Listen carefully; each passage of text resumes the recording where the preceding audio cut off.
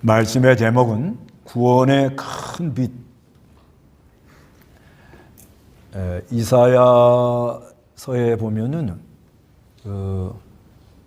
예수님 탄생, 또 예수님이 하시는 일이 뭐다. 하나님의 종 예수님 그리스도, 그리고 이분은 영존한 하나님이다. 이런 성구가 많이 나옵니다. 이사야서에 보면요.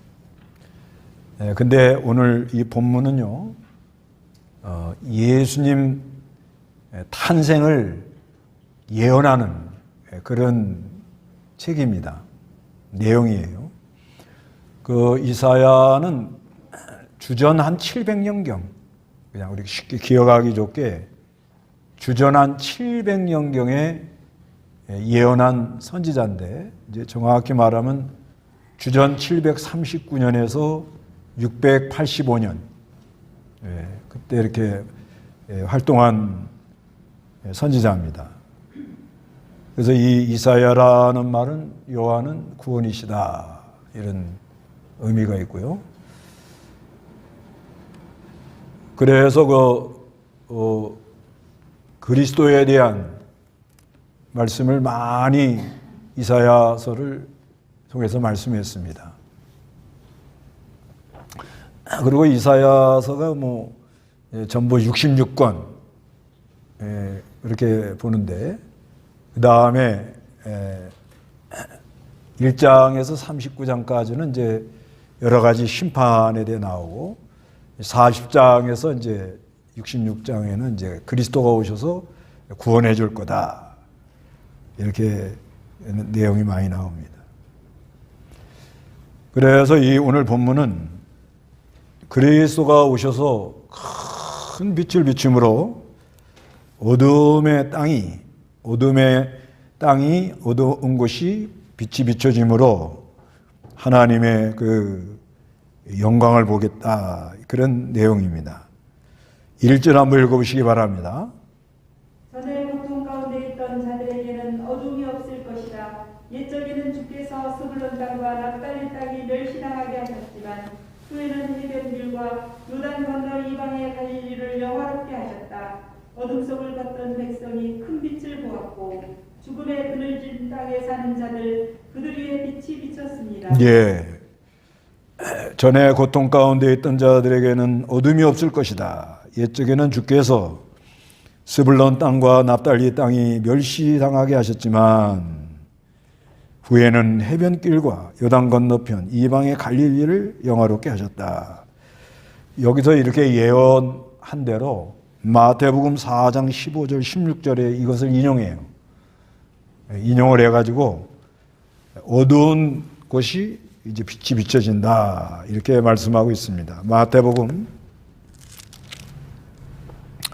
4장 15절 16절 스불론 땅과 납달리 땅 해변길 요단강 건너편 이방인들의 갈릴리 어둠에 앉아있는 백성이 큰 빛을 보았고 죽음의 땅과 그늘에 앉아있던 자들에게 빛이 비쳤습니다, 라고 하셨다. 스불론 땅, 납달리 땅, 해변길, 요단강 건너편에 이방인들의 갈릴리, 어둠에 앉아있는 백성이 큰 빛을 보았다. 큰 빛. 그리스도로 말미암아 빛이 비추어졌다는 것이죠. 그 죽음의 땅과 그늘에 앉아있는 자들에게 빛이 비춰졌다, 이렇게 말씀하고 있습니다. 그래서 어둠 속에 갇혔던 백성이 큰 빛을 보았고 죽음의 그늘진 땅에 사는 자들 그들 위에 빛이 비춰졌습니다. 오늘날은 이제 이 말씀을 하고는 700년이 지난 후에 그리스도가 오셔서 마태복음 4장 15절 16절의 예언을 또 말씀을 하고 그 빛이 비춰짐으로 말미암아 우리에게 이 그리스도가 빛으로 오셔서 우리가 이제는 예수를 믿고 이제 빛 가운데로 걸어가도록 그렇게 역사가 이루어지고 있습니다. 세상은 어두워요. 세상은 어두워서 어두운 일만 골라가면서 합니다. 그렇지만 예수를 믿는 사람들은 그리스도로 말미암아 빛 가운데로 걸어갈 수 있는 길이 열렸다는 것이, 특히 우리 예수님이 오심으로, 그래서 예수님 오시는 날을 이제 한 날 정해가지고 기념을 하는 거예요. 근데 12월 25일 날이 뭐 예수님 태어난 날이 아닌 것 같다, 또 그런 사람도 있는데, 그래도 한 날은 좀 정해가지고 기념하는 게 좋지 않겠느냐, 이렇게 봐져요. 그래서 지역마다 성탄절이 조금씩 다른 건 있어요. 그건 맞아요. 그런데 그날이 무슨 뭐 로마 때 그 태양신 섬기는 날이었다, 이래서 성탄절을 12월 25일 지키는 사람들은 그건 좀 문제가 있다, 이렇게 말하는 사람도 있는데, 그렇게 너무 이렇게 따지지 말고, 그래도 한 날 정해가지고 그리스도가 오심으로 뭐가 왔어요? 우리에게 큰 빛이 임했다는 거예요. 큰 빛이 임함으로 말미암아 빛이 들어오니까 어둠이 다 물러가고 그 안에 평화가 오도록 그렇게 역사를 한다는 겁니다. 그래서 여기 3절에 보면 주께서 민족을 번창케 하시고 그 기쁨을 크게 하셨으므로 마치 추수 때 즐거워하며 전리품을 나눌 때 즐거워하는 것처럼 그들이 주 앞에서 즐거워합니다. 그래서 이렇게 이제 빛이 비추면, 하나님이 이렇게 빛을 비춰주면 민족들이 번창을 합니다. 번성. 그래서 사람들이 어둠 속에 있으면은 이제 그 어두운 가운데 어두운 일만 골라가며, 어두운 가운데 있는 사람들은 시기, 질투, 다툼, 욕심, 그런 게 계속 발동을 하죠. 그것도 어느 정도 발달을 하면 많이 발달하는데, 그런데 그거 발달이 많이 되고 나서는 그거 가지고 남을 힘들게 만드니까 여러 가지 사고가 나는 거예요. 그렇지만 이제 빛이 비추면요, 사람에게 이 빛이 비추면 하늘의 지혜가 오고, 그 다음에 사람들 안에 평화가 오고, 그러기 때문에 그 하늘의 지혜와 평강의 그 마음을 가지고 어떻게 하든지 서로 나누려고 그러고 섬기려고 그러고, 그래서 약한 사람들, 또 병든 사람들, 외로움, 힘든 사람들, 이걸 어떻게 도와줘야 되겠느냐. 그래서 연구해가지고 이제 무슨 의료기구가 나오든지 여러 그 좋은 제품들이 많이 나와요. 똑같이 만들어도 목적이 다르죠, 목적이. 어둠 가운데 있는 사람들은 뭐지? 잘 팔아가지고 불을 쌓겠다, 이렇게. 그것도 연구 어마어마하게 하죠. 그렇지만 빛 가운데로 이렇게 나가는 사람들은 어떻게 하든지 약한 사람, 병든 사람, 소외된 사람들 좀 돌봐주면 좋겠다. 그 좋은 마음을 주신 걸 가지고 연구를 하고 애를 쓰다 보니까 좋은 제품을 만들어내고, 그래서 나와서 지금 이렇게 만들어서 쓰는 게 상당히 많잖아요. 여러 가지. 그러다 보니까 이게 그러니까 상생이 되는 거예요. 상생. 순기능으로 돈단 말이에요. 순기능. 그러면 점점 발전하고, 또 사람들이 빛 가운데로 나가니까, 밝으니까 옷도 어떻게 입어요? 밝게 입고, 칠도 무슨 칠을 해요? 아주 밝게 하고. 근데 어둠 가운데 있는 사람들은 자기 딴에는 잘 칠했다고 했는데 대개 회색 칠해놓고만. 중국에 20년 전에 가가지고 이제 공항에서 딱 내렸는데 도시를 딱 보니까 전부 회색깔이에요. 전부 회색깔이에요. 그러다가 거기다가 이제 한국에 오면은 아주 뭐 울긋불긋하고 아주 아름다워요. 그러다가 세월이 지나서 중국에 가보니까 이제 발전을 해가지고 아무래도 이제 빛이 들어가고 복음이 들어가니까 발전하는데 이건 사람이 인위적으로 발전을 시켜놔가지고 뭔가 이렇게 좀 안 맞아, 내가 볼 때. 그래도 옛날 회색깔 하던 도시보단 낫더라고요. 근데 다 그런 건 아닌데 이렇게 가다 보면 그 계시록 18장이 많이 생각나요. 하루다 망하였도다 망하였도다 바벨론이여 언젠가는 무너진다. 지금 전 세계가 그렇게 가고 있죠. 좀 무너지는 그런 코스로 들어가는 거지. 그렇지만 빛 가운데로 걸어가는 사람들은 우리 하나님이 번성케 해줄 걸 믿으세요. 네. 내가 하려고 그런 게 아니라 자꾸 빛 가운데로 가면 그런 하나님이 지혜를 줘요. 좋은 마음을 줘요. 그리고 남이 하지 않는 일을 해요. 그래서 사람이 우리가 행복하게 살다 가는 거는 내가 할 일이 뭐다 이거를 알고 늘 감사하고 기도하고 연구하고 또 발전시키고 이렇게 나가면서 믿음으로 나가는 사람이 아주 복된 사람이고 행복한 사람이에요. 그 다음에 이 빛이 임하면 사람이 기쁨이 충만해져요. 이건 하늘의 기쁨입니다. 하늘의 기쁨이 오므로 말미암아 마치 추수 때 즐거움. 뭐 우리 추수 안 해봐서 잘 모르죠. 근데 추수 때들 보면 뭐 얼마나 기쁜지 모른대요.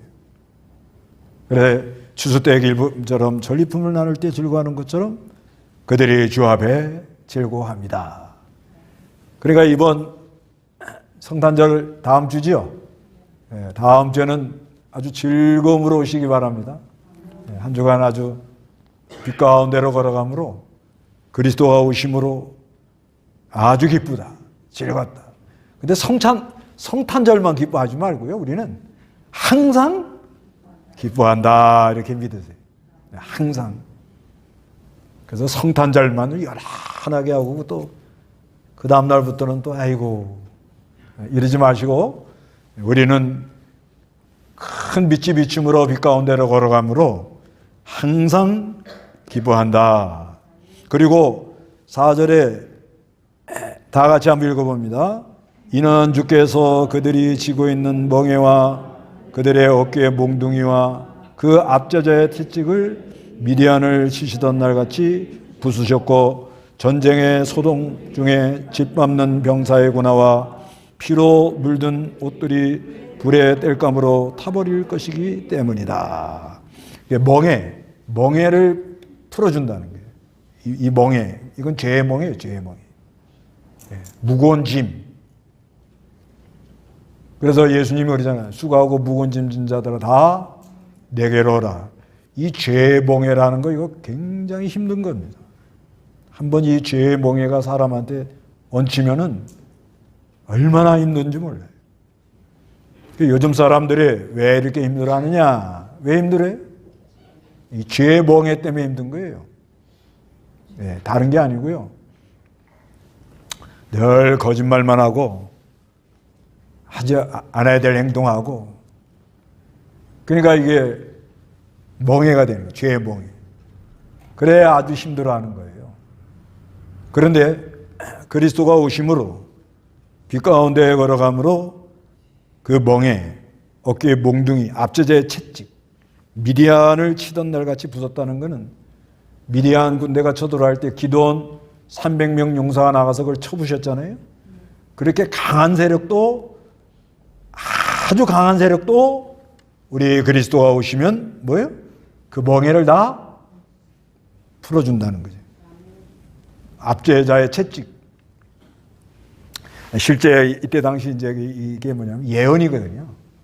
이스라엘 백성들이 바벨론에 이제 붙들려 갈 거를 예언합니다. 이제 뒤에 보면.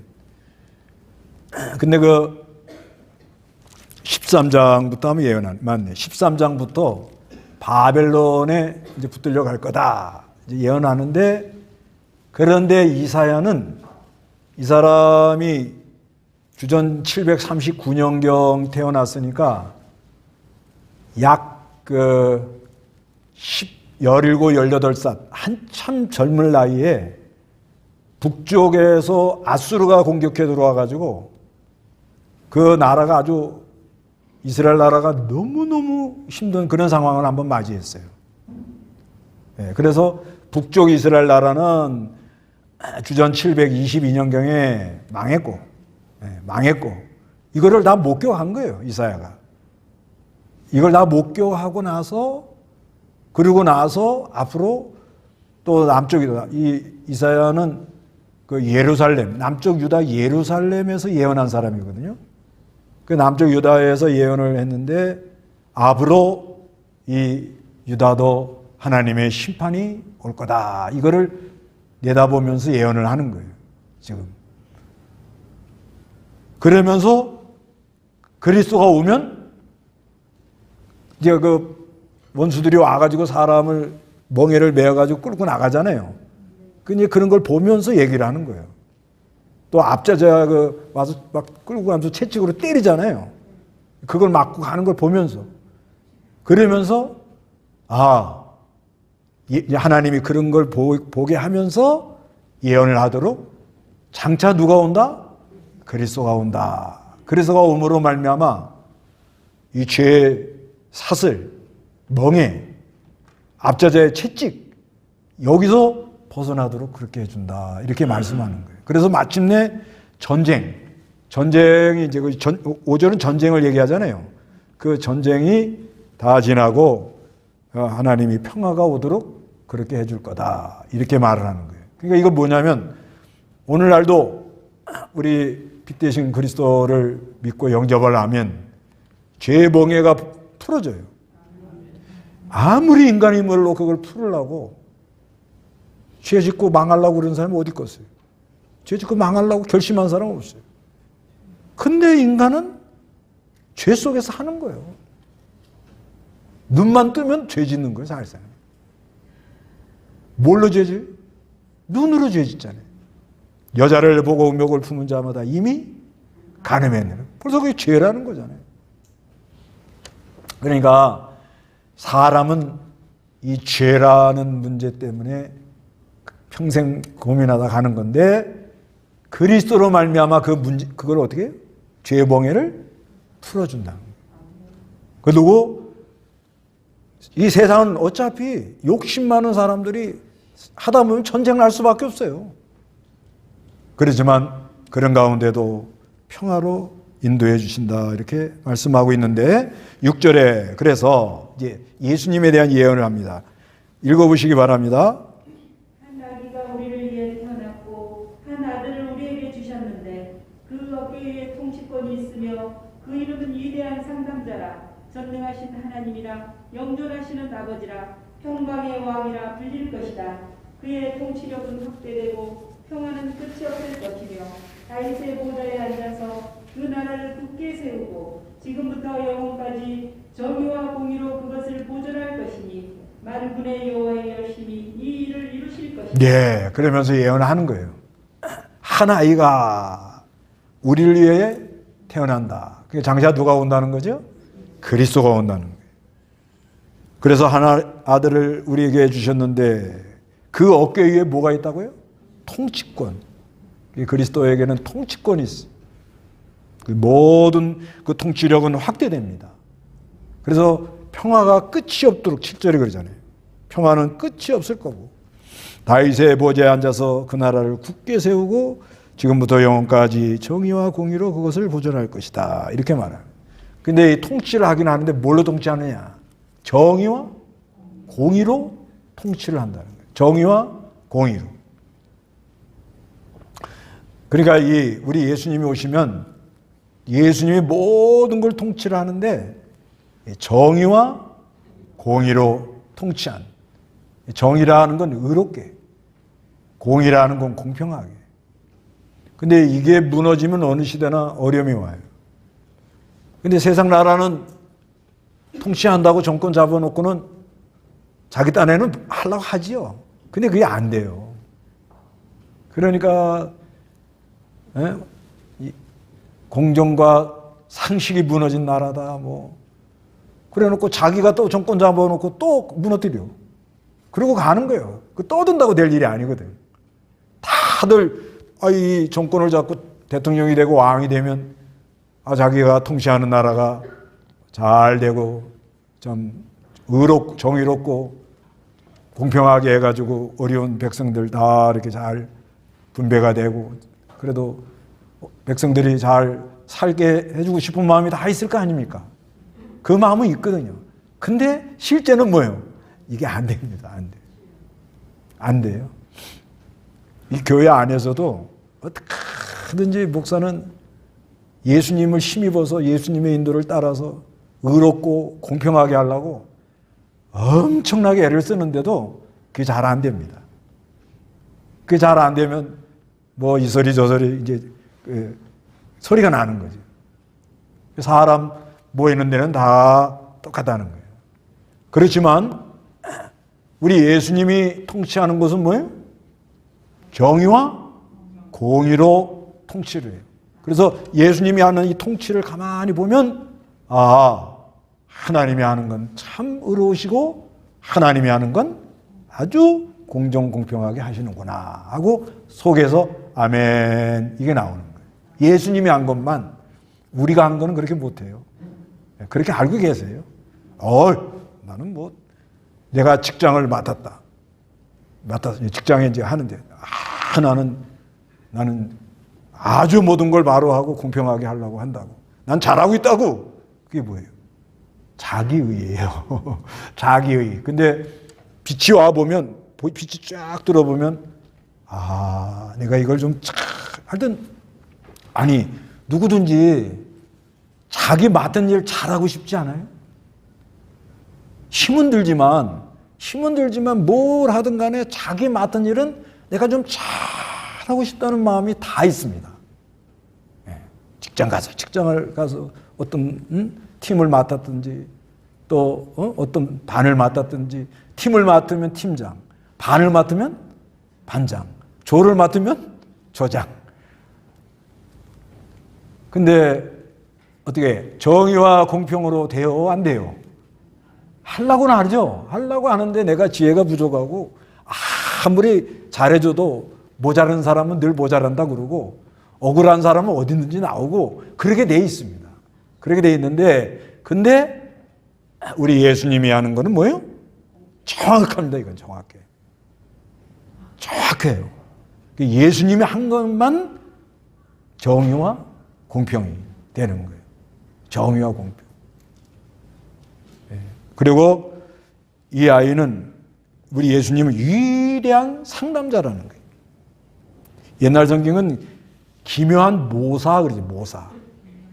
이건 뭐냐면 우리가 이 험난한 세상 살아가는데 어떻게 할 줄 모른다는 거예요. 여러분도 지금 어떻게 하면 좋겠지 모를 게 많지요? 저도 마찬가지예요. 목사는 뭐 다 알아가지고 하는 거 아닙니다. 저도 그 시험 문제가 단수가 달라. 국민학교 때는 국민학교 시험 문제, 중학교 때는 중학교 시험 문제가 나오잖아요. 그런 것처럼 신앙이 올라갈수록 이 시험 문제가 이게 쉬운 게 아니에요. 근데 그 시험 문제 왜 냈어요, 하나님이? 지혜가 있으라. 지혜로운 사람이 되라. 지혜로운 사람이 돼가지고 더 힘든 사람을 도와주라. 그래 오는 거잖아요. 그러니까 그 내 힘으로 풀어요? 못 풀어요? 못 풀어요. 못 풀어요. 그래야 누구에게로 가는 거예요? 위대한 뭐요? 상담자. 상담 한 번 하는데 얼마나 비싼 줄 아세요? 1시간에 보통 10만 원, 15만 원 합니다. 상담 한 번 이렇게 해주는데 30분이구나. 40분. 한 3, 40분에 그렇게 간다고. 근데 상담은요, 의료보험도 적용이 안 됩니다. 지금. 그 요즘은 이제 이제 자꾸 이렇게 법을 좀 바꿔가지고. 근데 이 상담한 거는 뭘 상담했는지 근거가 안 남으니까 보험 적용이 안 된대, 또 이게. 어렵답니다. 그래서 그 의사들 보면은 이렇게 상담하는 분들 보면 그 상담하는 걸 계속 앉아서 쓰잖아요. 예. 그걸 놔둬놓으면 이제 보험 이거 적용이 되나 안 되나 해서 보험회사에서 와가지고 국민의료보험에서 와가지고 이제 감사가 나올 때 그걸 보여줘야 된대. 예. 그러니까 우리는 우리 예수님께 상담할 때 얼마 드려야 돼? 빵원. 아이고 너무 좋다. 어떻게? 빵원이요, 빵원. 야. 그러니까 우리 예수님, 우리 이 바른 성경 이런 건 너무 번역을 잘한 거예요. 다 와 닿잖아요. 무슨 상담자? 상담자도. 위대한 상담. 상담 잘못하면요, 사람 더 엉뚱한 데로 갑니다. 네. 특히 목사들이 상담하는 거잖아요, 사실상. 근데 이 목사들이 교인 상담 잘못해주면 엉뚱한 일만 하고 다녀요. 문제를 더 키워버리는 거예요.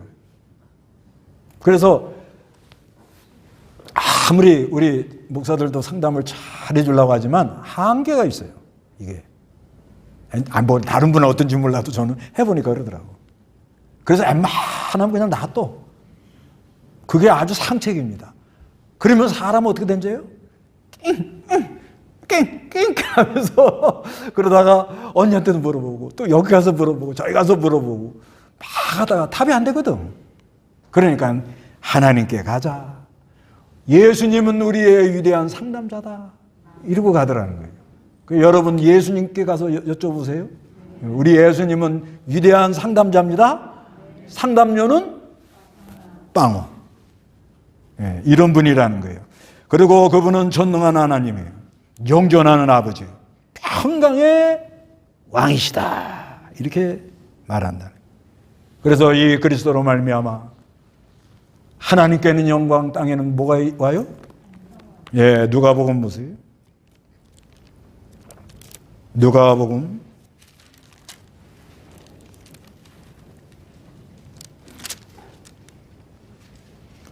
2장 14절. 이거 뭐 다 아는 말씀인데 그래도 너무 좋은 말씀이니까 다 같이 시작. 지극히 높은 곳에는 하나님께 영광이고 땅에서는 하나님께서 기뻐하시는 사람들 중에 평화이다. 그래서 이 그리스도께서 오셔가지고 평강. 또 우리 예수님은 이사야는 이런 게 많이 기록되어 있어요. 28장 29절에는 만군의 여호와께서 난 것이니 그분의 경영은 기묘하며 그분의 지혜는 뛰어나다. 이렇게 말하는 거예요. 그래서 이 그리스도로 말미암아 이 평강의 왕이 돼가지고 하는 거예요. 그래서 지금요, 이 그리스도의 역사가 없으면 지구가 벌써 망했어요. 제가 볼 땐 그래요. 전 이게 완전히 벌써 망한 거예요. 근데 그리스도의 역사가 있기 때문에 그래도 안 망하고 지금 굴러가는 거예요. 그래갖고 또 오염이 돼가지고 사람이 감당이 안 될 것 같고 너무 오염이 많아지면 안 되잖아요. 대기가 오염되지요. 사람이 오염되지요. 땅이 오염되지요. 이러면 정화가 안 되니까 뭐가 오는 거예요? 코로나가 싹 들어오는 거잖아요. 코로나가. 그래서 한 3년 많이 정화되니까 다시 또 이렇게 또 회복을 해주고. 이게 전부 평강의 왕. 그분이 통치하시고. 그분이 우리가 어려울 때 상담해주고. 이렇게 해 나가고 있는 중입니다, 지금. 그런데 여기서 이제 하반절에 이 말씀이 굉장히 귀한 말씀이에요. 9장 7절 하반절에 보면은 만군의 여호와의 열심히 일을 이룰 것이다. 이렇게 말해요. 그러니까 우리 예수님이 큰 빛으로 오셔가지고 어둠 가운데 있는 사람을 빛 가운데로 나오게 하시고 번성하게 하시고 큰 기쁨을 주시고 죄멍이가 벗어나가게 해주시고 전쟁이 멈추고 평화가 오게 하면서 이분은 통치권을 가져서 위대한 상담자가 돼가지고, 그리고 전능한 하나님이며 영존한 아버지고 평강의 왕으로 와서 우리에게 역사를 하는데, 이때 당시 예수님 오시기 전 700년 전에 이 일을 누가 이룬다고요? 누구의 열심히 이걸 이뤄요? 여호와의 열심히 이걸 이뤄나간다는 거예요. 여호와의 뭐요? 열심히 이것이 성취되도록 그렇게 역사를 한다고 이렇게 말씀하는 거예요. 그래서 이 예언대로 이것이 성취되느라고 700년이 지난 후에, 700년이 지난 후에 예수가 오시는 거예요. 이 예언대로 베들레헴에 예수님이 오시는 거예요. 700년이 지난 후에. 그런데 하나님이 이 여호와의 열심히 이걸 이룬다. 이제 그리스도를 보낸다는 걸 이룬다. 이거는 구약 때부터, 우리 예수 그리스도는 아브라함의 자손으로 오도록 그렇게 예언해 놓고, 그러니까 이사야가 예언하기 전 1300년 전부터는 아브라함이라는 사람을 불러가지고 그리스도를 보낸다고 예언을 하는 거예요. 그리고 이스라엘 백성들을 애국에 봐서 종살이 하다가 거기서 구원하면서 우리 하나님은 무슨 하나님이다? 구원의 하나님이다 하면서 그 구원 성취를 위해서 역사가 이루어져 나가고 있는 거예요. 그러다가 가나안 땅 들어가가지고 여러 가지 이제 연단 받은 다음에 이사야가 이렇게 할 때 아주 활동할 때 하는 왕이 누군가 하면 히스기야 왕이에요. 히스기야 왕. 히스기야 왕은 아주 좋은 왕입니다. 좋은 왕인데 그때 이거를 예언을 해요. 예언을 하는데 왜 이스라엘 백성들이, 그 하나님 백성들이 바벨론 나라가 들어와서 짓밟히느냐. 여기에 이제 에레미야도 그런 말을 하고 이제 이사야도 이제 그런 말을 하는데, 이건 왜 하나님이 그렇게 하느냐 하면은, 그죠? 이스라엘 백성이 우상 섬기고 하나님보다 세상 의지하고 안식일을 거룩히 안 지켰다는 그런 그 의미도 있지만은, 이 그리스도가 오심으로 이방인들도 구원한다는 그 하나님의 언약 성취를 이루어가기 위해서는 예루살렘에 있는 성전이 다 무너져야 돼. 바벨론에 붙들려 가가지고 율법도 못 지키고 제사도 못 드리지 말아야 돼요. 그래야 누굴 찾게 돼요? 메시아. 그러니까 자기네가 그동안 하고 있던 거를 그대로 붙들고 나가서는 누굴 못 만나요? 메시아를 못 만나더라는 거죠. 오늘날도 마찬가지입니다.